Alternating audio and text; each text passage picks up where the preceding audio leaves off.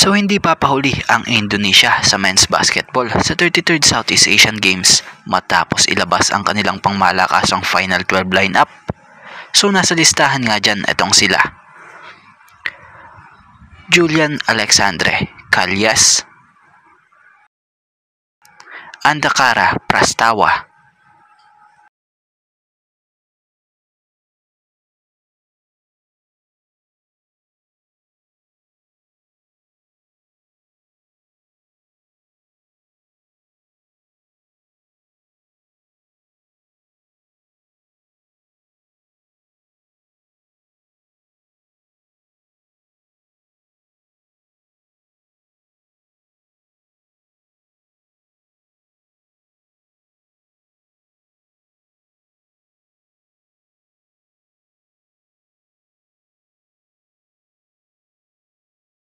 Rio DC,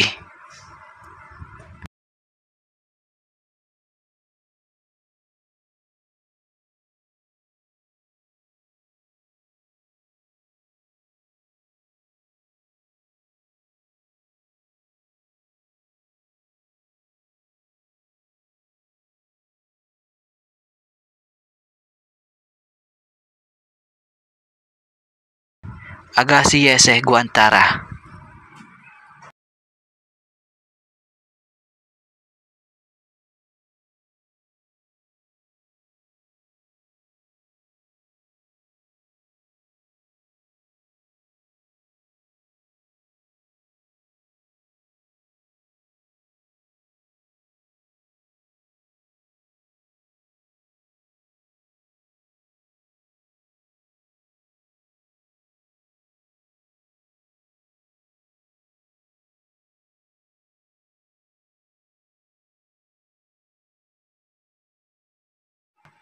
Poncianus Nyoman, Indrawan,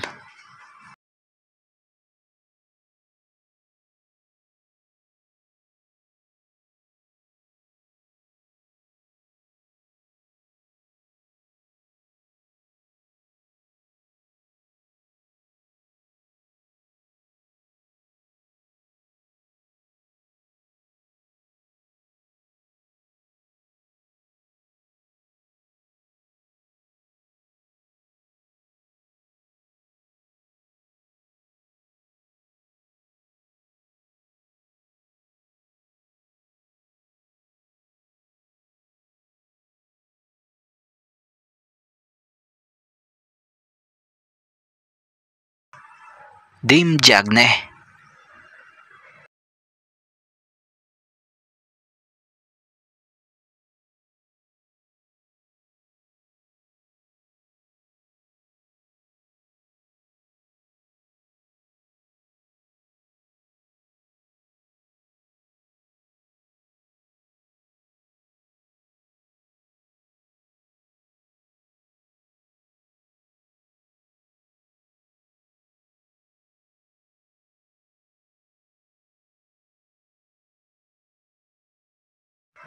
Abraham Damar Grahita,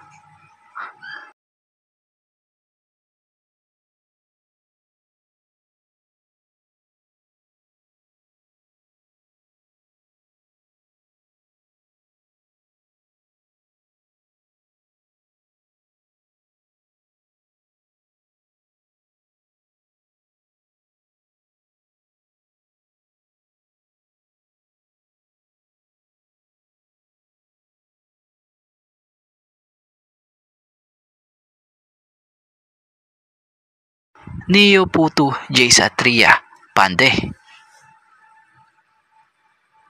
Yuda Saputera, Derek Michael Zebiero,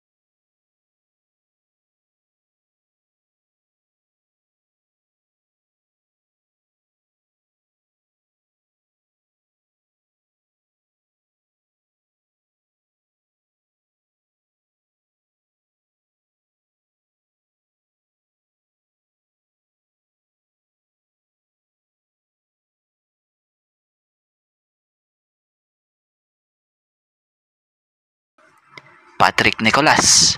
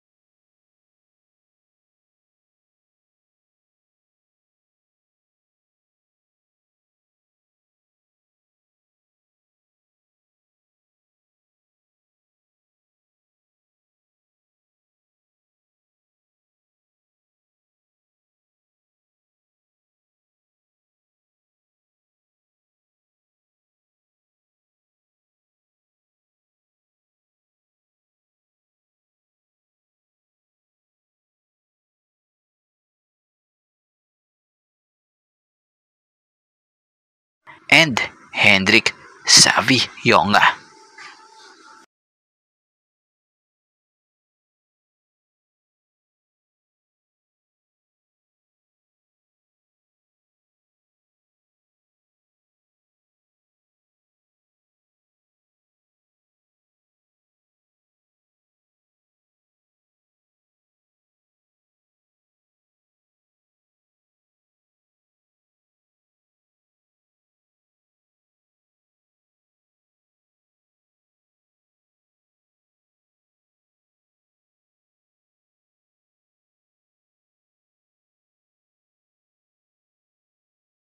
So yan ang ibabanderang manlalaro ng Indonesia sa men's basketball for 33rd Southeast Asian Games.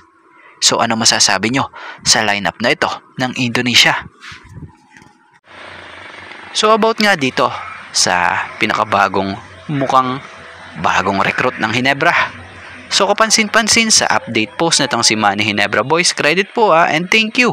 Magbibigay lamang po ako or magbibigay lamang tayo ng counting reaction at opinion patungkol rito. So talaga namang tinetrain na nitong si Coach Johnny A at itong si John Abyss. So siya nga pala, sa mga hindi nga po nakakakilala kay John Abyss, ito'y ang 23rd overall pick ng Barangay Ginebra San Miguel dito sa season 50 ng PBA draft. So balita eliminate na ang Perpetual na pinamumunuan ng Perpetual Health Team Captain na si John Abyss. So dahil sa namataan na nga po na nag-e-ensayo ito sa Ginebra, ito na kaya yung posibleng time niya para ma-activate na ito bilang dagdag armas sa rosters ng Jeans, lalo't kulang sa players ngayon ng Ginebra. So malaking bagay ang tulad nitong si John Abyss sa Ginebra. Isa nga itong 6'3", mabilis at slasher. May shooting din at minsan na ring nakitahan ng potential ni Coach Tim Cone na siyang ikinumpara pa nga po sa laro ni Scottie Thompson and Olsen Racela.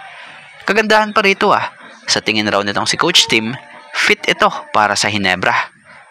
So tingnan na lang natin kung anong next kay John Abyss matapos na mamataan ito na nagte-training or nag-e-ensayo dito sa kampo ng Ginebra. Speaking of Rondae Hollis Jefferson, so nangyari na nga ang inaabangan ng mga fans from rival to teammate. So Justin Brownlee and Rondae Hollis Jefferson tandem. Kaya lang, bagamat nangyari nga yan, pero sandali lang dahil sa di magandang nangyari kay Rondae Hollis Jefferson sa game nila nito lang versus Macau Black Bears. Na kung saay sa larong iyon doon nga po nagtamo ng napakapangit na injury itong si Rondae Hollis Jefferson. So sayang, ganda pa naman sana ng pinakita niya ng larong yon. So ngayong Lunes lamang ini-announce na ng kampo ng Meralco Bolts sa kanilang social media account ang naging resulta ng injury na tinamo nitong si RHJ noong nakaraang Sabado kontra Black Bears, kung saay na-diagnose ng right Achilles tendon rupture. So sa naging pahayag nga po ng Bolts nga rin dito ipinakita ng Bolts or ipinaabot kay Rondae Hollis Jefferson ang appreciation para sa kontribusyon na ginawa nito sa team. So umaasa nga rin ang koponan na malalampasan nito at magbabalik ito ng mas malakas.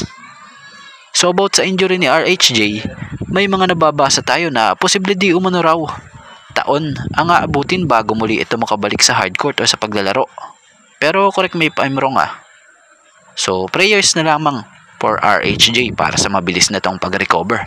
At bago nga ang lahat, baka naman po pwedeng makahingi ng isang subscription para sa ating channel or paki-follow na rin po kung nagustuhan nyo ang ating mga basketball update. At kung ito na may makakabigat para sa inyo, kahit isang like and share na lamang po. Maraming salamat po.